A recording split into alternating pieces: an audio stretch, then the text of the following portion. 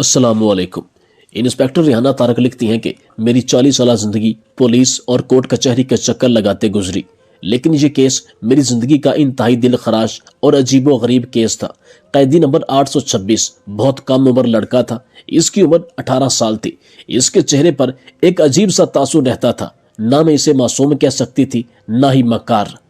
बस जब मैं इसे देखती तो मुझे लगता कि वो किसी गहरी सोच में मुब्तला है। चेहरा पूरी सरार सा था। मुझे इसके लिए सबसे ज्यादा दुख इस बात का था कि वो सजाए मौत का कैदी था। 18-19 साल की उम्र में वो ये दुनिया छोड़कर जा रहा था, जबकि इसके लिए ये दुनिया अभी खुली ही नहीं थी। वो तो बहुत कम उम्र लगता था। मेरा इससे पूछने को जी चाहता था कि तुम्हें किस जुर्म की वजह से ये सजा मिली है कि दुनिया की इतनी बहारें छोड़कर तुम आखिरत के सफर पर रवाना हो रहे हो। मगर इसके चेहरे पर इतनी मायूसी होती कि मेरा इससे बात करने से भी दिल घबराता था। मेरा नाम रेहाना तारक है। पेशे के एतबार से मैं एक इंस्पेक्टर थी। पुलिस में काम करने वाले लोगों की तरह मेरा दिल भी सख्त था और इसको देखकर मेरा दिल पिघल जाता और दिमाग सवालों से भर जाता था।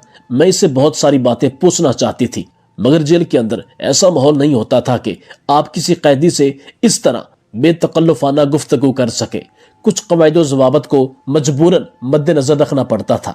आज मुझे हुक्म मिला कैदी नंबर 826 को 2 दिन के बाद सजाए मौत है, यानी इसकी सजा का वक्त आ गया था। इसे इसके लवाहिकीन से मिलवाया जाना था। मेरा दिल बुरी तरह से घबरा रहा था। मैं आज पहली बार सजाए मौत के कैदी को इसकी सजा सुनाने जा रही थी। मेरा दिल परेशान हो रहा था। मैंने सोचा था कि मैं इस कैदी से इसकी आखिरी ख्वाहिश जरूर पूछूंगी, क्योंकि मरने से पहले इंसान की आखिरी ख्वाहिश हमेशा पूछी जाती है। ये वो वाहिद हक है जो सजाए मौत के कैदी को दिया जाता है, चाहे वो अपना पसंदीदा खाना खाना चाहे या पसंदीदा शख्स से मिलना चाहे। इसकी ख्वाहिश हमेशा पूरी की जाती है। कैदी नंबर 826 जिसका नाम राशिद खान था, इससे भी इसकी आखिरी ख्वाहिश पूछी जानी थी, मगर फिलहाल इसके अजीजो अकारब इससे मिलने आए थे। माँ इसके गले लाकर रो रही थी। बेटा, मुझे पूरा यकीन है कि अल्लाह तुझे ये सजा नहीं होने देगा, तुझे सजा से बचा लेगा। मेरा दिल कहता है कि मेरा बेटा बेगुनाह है। मुझे इस औरत पर तरस आने लगा। माएँ भी कैसी बातें करती हैं। सजाए मौत तो इसकी 2 दिन के बाद लिखी ही थी, भला इसे कौन रोक सकता था। दरअसल अगला दिन इतवार का था, इसलिए मुझे आज ही ये ऑर्डर मिला था कि मैं राशिद खान को इसके घर वालों से मिलवा दूं, ताकि फिर बाद में सजा पर अमल दरामद किया जा सके। मेरा तो ख्याल था कि इसकी आखिरी ख्वाहिश अपने घर वालों से मिलना ही होगी। वो इसके बाद कोई ख्वाहिश नहीं करेगा, बस शौक से मर जाना पसंद करेगा। मगर मैं ये नहीं जानती थी कि इसकी आखिरी ख्वाहिश इतनी ही मुनफरिद और हैरान कुन होगी।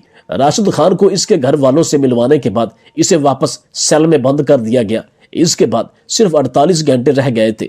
मैंने अजराह हमदर्दी से पूछा, पहली बार मैंने इससे बात की थी, राशिद खान तुम्हारे मरने से पहले आपकी ख्वाहिश तो पूरी हो ही गई होगी, कौन सी आखिरी ख्वाहिश? इसने इतना ही तीखा सवाल किया था।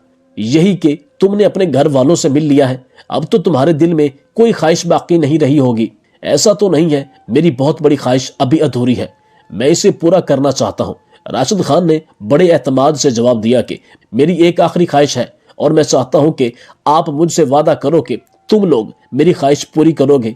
मैंने कहा, हाँ पूरी करेंगे, जरूर करेंगे, ये तुम्हारा हक है।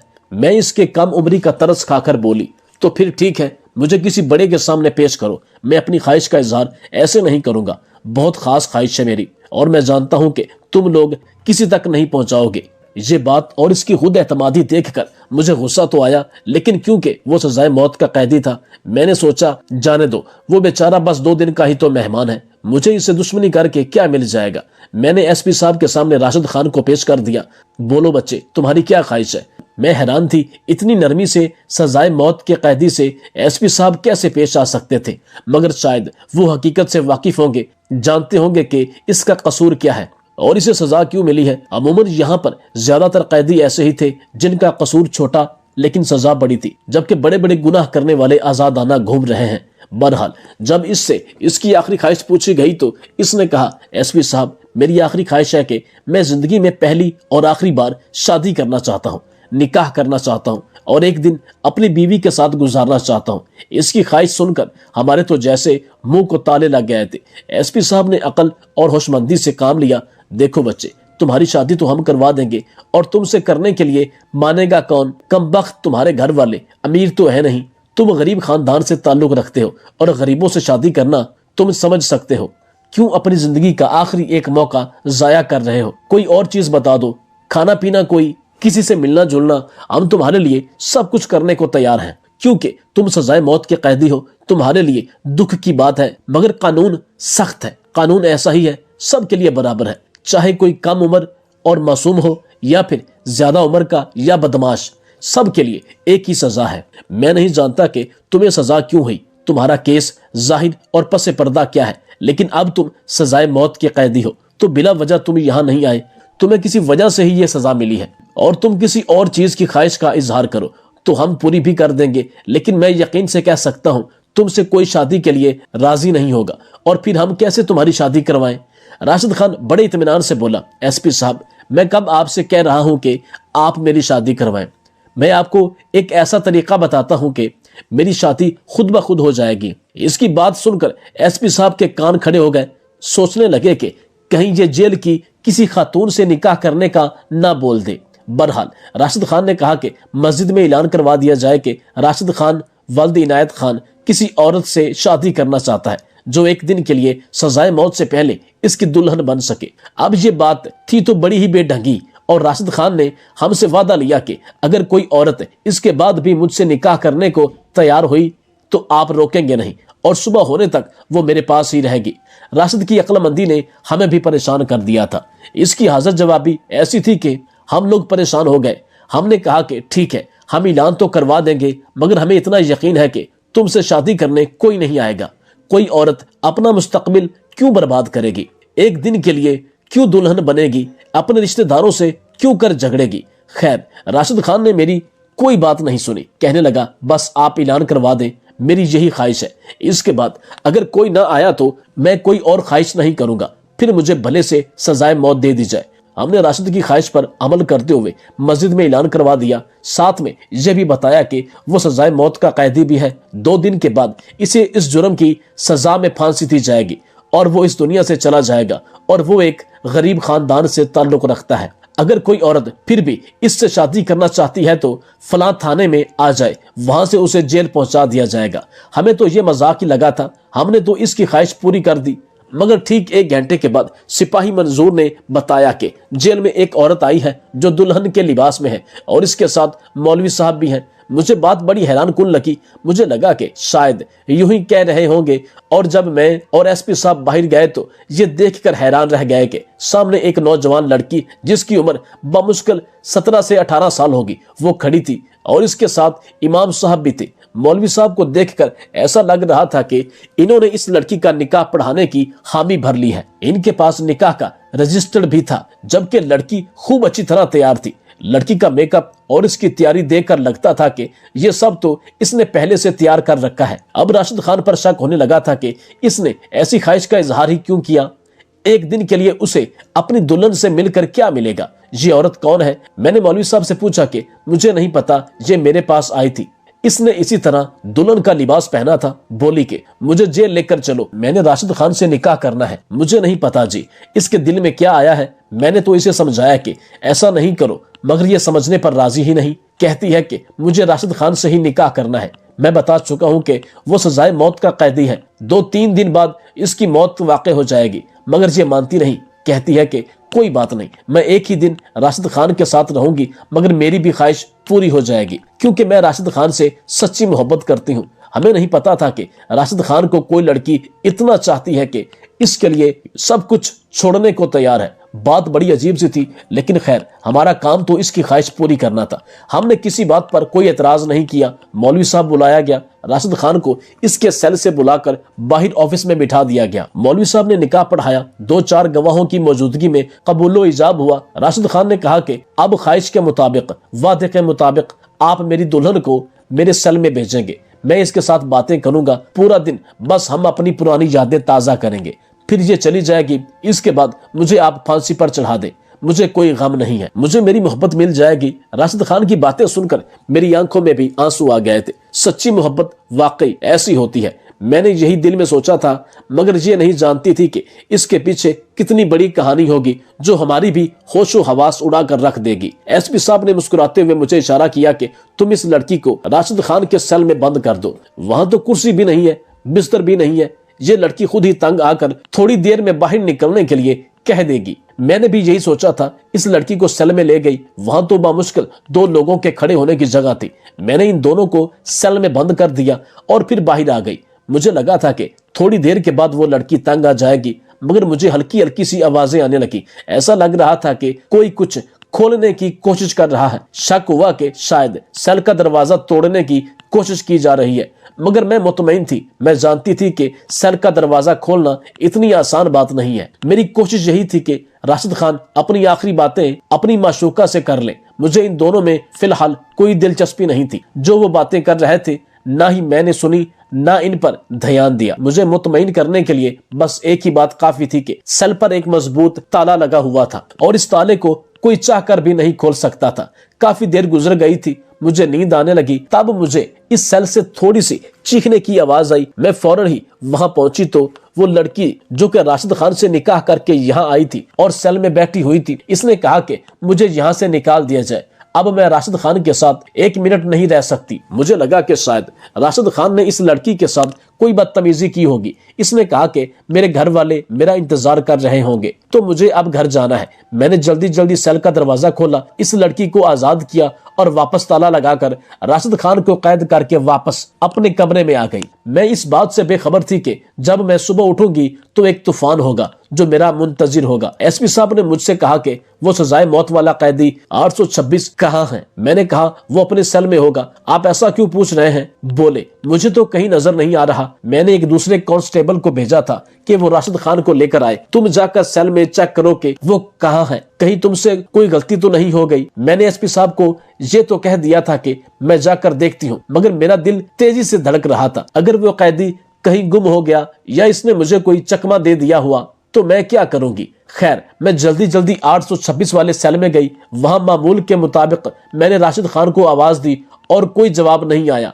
मैंने टॉर्च लगाकर देखा तो एक शख्स जो कि जेल के फर्श पर पड़ा हुआ था। ऐसा लग रहा था कि इसकी मौत वाकई हो चुकी है। मैंने जल्दी से सेल को खोला, मगर जब मैंने इसे हाथ लगाया तो मेरी तो जान निकल गई। इतने में एसपी साहब भी पहुंच चुके थे। इन्होंने भी इस शख्स की तरफ देखा तो इनके भी होश उड़ गए थे। एसपी साहब मुझे डांटने लगे, तुम्हें इतनी अकल नहीं है, तुम्हें इतना तजर्बा हो गया है यहाँ काम करने का, मगर अभी तक तुम्हें लोगों की समझ नहीं आई। शर्म आनी चाहिए। पता नहीं तुम्हारा ध्यान कहाँ होता है। अब अगर किसी कोताही की वजह से मुझ पर सख्ती की गई तो इसका असर सिर्फ तुम पर होगा, इसकी जिम्मेदार सिर्फ तुम ही होगी। एसपी साहब मुझे बातें सुनाने लगे और मेरा दिल चाह रहा था कि सामने खड़ी लड़की को उठाकर पटक दूं। इतना बड़ा धोखा जो हमारे साथ हुआ था उसे किसी सूरत भी भुलाया नहीं जा सकता था। मैंने तो सोचा था कि ये लड़की जो दुल्हन बनकर राशिद खान के साथ मिलने आई है मोहब्बत में पागल है, दीवानी है, मगर मैं ये नहीं जानती थी कि राशिद खान ने इसे हमें धोखा देने के लिए इस्तेमाल किया है। वो खुद दुल्हन के लिबास में निकलकर जेल से भाग गया था और हमारे सामने इस लड़की को छोड़ गया था। अब इस लड़की को सजाए मौत तो हम दे भी नहीं सकते थे, क्योंकि सजा तो सजाए मौत के कैदी को दी जाती है। अब इस लड़की को हम क्या कह सकते थे, जबकि ये लड़की मर्दाना कपड़ों में हमारे सामने बैठी थी। आप लोगों ने राशिद के साथ अच्छा नहीं किया, वो सजाए मौत का हकदार नहीं था। ये बात तो वक्त साबित करेगा। इस लड़की ने आंखों में आंखें डालकर मुझसे ये बात कही तो मुझे इस पर मजीद गुस्सा आने लगा, मगर मैं कुछ नहीं कर सकती थी। एसपी साहब ने हुक्म दिया कि अब राशिद खान को जल्द से जल्द ढूंढा जाए, वरना 2 दिन के बाद हम क्या जवाब देंगे। हमें इसे सजाए मौत देनी थी, फांसी के फंदे तक पहुंचाना था, और वो हमें चकमा देकर भाग गया। बड़े अफसोस की बात है। मुझे तुम्हारी ड्यूटी मर्दों की जेल में लगानी ही नहीं चाहिए थी। औरत औरत ही होती है, वो मर्दों को नहीं समझ सकती। एसपी साहब मुझे मुख्तलिफ बातें सुना रहे थे।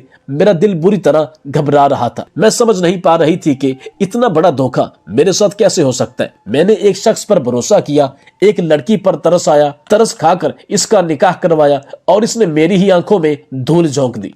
मगर अब हमारे पास सिर्फ एक ही चारा था कि हम इस लड़की के माँ बाप तक पहुंचे या फिर राशिद खान को ढूंढे। राशिद खान रात के अंधेरे में कहां गया था हमें इस बात का बिल्कुल पता नहीं था, क्योंकि वो यहाँ से सुबह के 4 बजे निकला था। मगर मुझे इस लड़की पर हैरत हो रही थी। अब मेरी दिलचस्पी का मरकज वो लड़की बन गई थी कि आखिर वो लड़की कैसे राशिद खान की जगह बैठने पर राजी हो गई, कैसे इसने राशिद खान को अपना शौहर भी मान लिया और कैसे इसने सोच लिया कि राशिद के हिस्से की फांसी इसे दे दी जाए। इतनी मोहब्बत किसी मुजरिम से तो नहीं की जा सकती। अगर राशिद इतना बुरा होता तो ये लड़की उसे इतनी मोहब्बत कैसे करती। मैंने इससे इसके माँ बाप का पूछा तो इसने मुझे साफ साफ बता दिया तो वो मंजूर अली की बेटी है। मंजूर अली साथ वाले गांव में रहता था। मंजूर अली को बुलाकर लाना हमारे लिए कोई मुश्किल बात नहीं थी, मगर मैंने सोचा कि जब लड़की मेरे सामने है तो क्यों ना मैं सारी बात इसी से पूछ लूं। तब इसने एक अजीब बात कही, बोली कि भाई के बारे में एक एक बात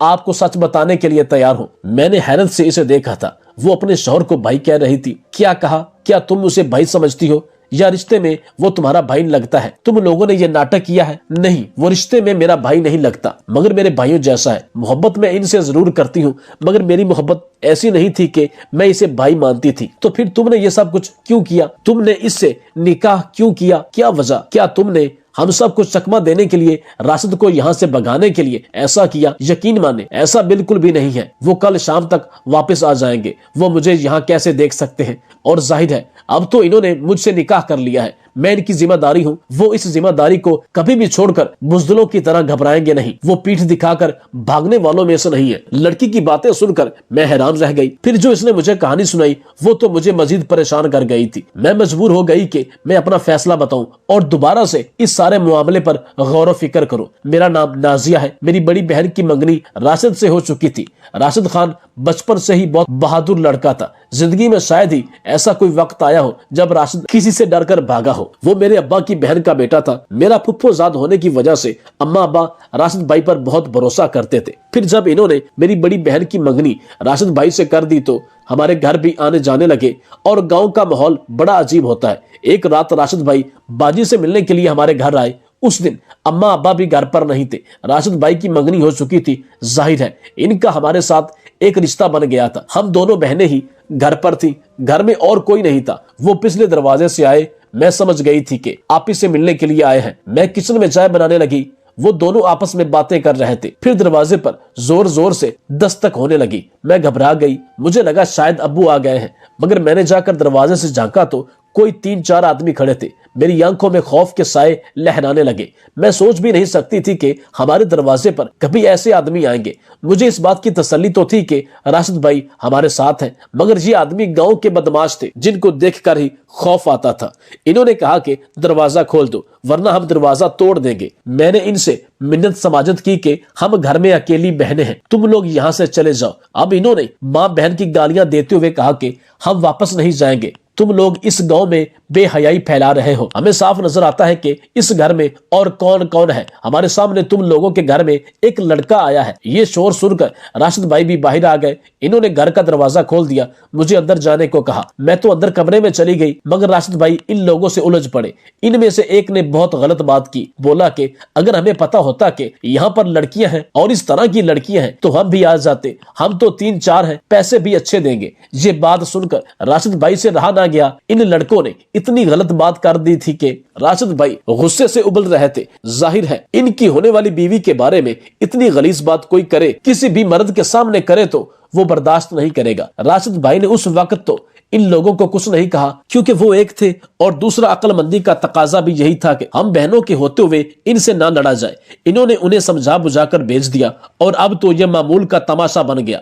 हमारे घर के बाहर 3-4 बदमाश खड़े रहते थे। अम्मा अब्बा जो ही इधर उधर होते ये लोग हमें तंग करने लगते। एक दिन ऐसा ही एक वाकया हुआ जिसने हमारी जिंदगियों को हमेशा के लिए बदल कर रख दिया। मेरी आपी अपने कमरे में सो रही थी कि खिड़की तोड़कर एक बदमाश कमरे में घुस आया। उसी वक्त राशिद भाई भी घर में दाखिल हुए। इन्होंने इस आदमी को अंदर आते हुए देख लिया। इनसे बर्दाश्त नहीं हुआ। बस फिर एक ऐसी लड़ाई हुई जिसने ना सिर्फ मेरी बहन की जान ले ली, बल्कि राशिद भाई के हाथ से भी एक ऐसा जुर्म हो गया जिसकी सजा उन्हें सजाए मौत के तौर पर मिली। अगर हम लोग अमीर होते, हमारे हाथ में कोई ताकत होती तो यकीनन ऐसा नहीं होता कि किसी के घर पर हमला करके इसकी इज्जत पर हमला करने के जवाब में किसी पर भी फूल तो नहीं बरसाए जाएंगे। राशिद भाई ने जो भी किया वो गैरत में किया और इन पर किसी किस्म का केस बनता भी नहीं है, मगर चौंके गांव के लोग ताकतवर हैं तो इन्होंने राशिद भाई के लिए जिंदगी अजाब कर दी। पहले वो 6 महीने इधर उधर रोपोश रहे, मगर फिर आखिरकार उन्हें पकड़कर जेल में डाल दिया। اب اگر وہ یہاں سے نکلتے بھی ہیں تو بھی یہ لوگ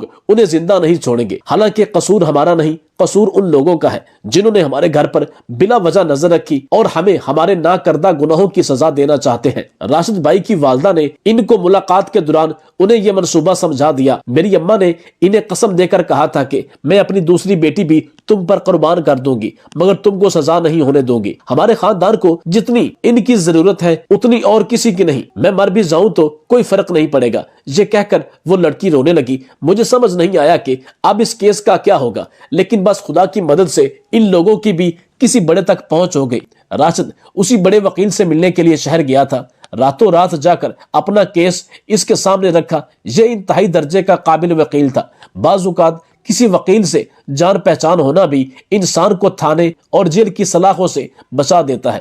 اگرچہ یہ بات کافی آگے جا چکی تھی مگر 3 سال کی دھمکیوں اور ان کے دلائل نے ایس پی صاحب کو بھی قائل کر لیا۔ سزائے موت راشد خان کے لیے نہیں بنتی تھی، نہ ہی راشد خان کی طرف سے کوئی اپیل دی گئی، نہ اسے صفائی کا موقع دیا گیا تھا۔ مختصر یہ کہ کیس چلا، اس کے بعد راشد باعزت بری ہو گیا تھا کیونکہ وہ نہتہ تھا اور اس کے پاس تو کوئی ہتھیار بھی نہیں تھا، نہ اس کے نام پر کوئی اسلحہ تھا۔ حتیٰ کہ راشد خان کی جگہ کوئی بھی غیرت مند شخص ہوتا تو وہ شاید نہیں بلکہ یقیناً یہی کرتا۔ اللہ تعالیٰ نے شاید ان کی محبت اور خلوص کی لاج رکھی، ورنہ اتنے بڑے کیس سے میں نے کبھی کسی کو بری ہوتے نہیں دیکھا تھا۔ یہ کیس میری زندگی کا آخری کیس تھا کیونکہ میں نے اس کے بعد ریٹائرمنٹ لے لی تھی، کیونکہ مجھ میں اب اور سکت نہ تھی۔ میرا وجود اب مزید پولیس کورٹ کچہری کے چکر لگانے سے قاصر تھا۔ یہ واقعہ مجھے ساری زندگی یاد رہے گا۔ خدا تعالی ہم سب کو سیدھے راستے پر چلنے کی توفیق عطا فرمائے، آمین یا رب العالمین۔ آپ سے گزارش ہے کہ ہمارے چینل کو لائک، شیئر اور سبسکرائب کیجیے۔ آخر میں کمنٹ باکس میں ایک دفعہ درود پاک ضرور لکھیے۔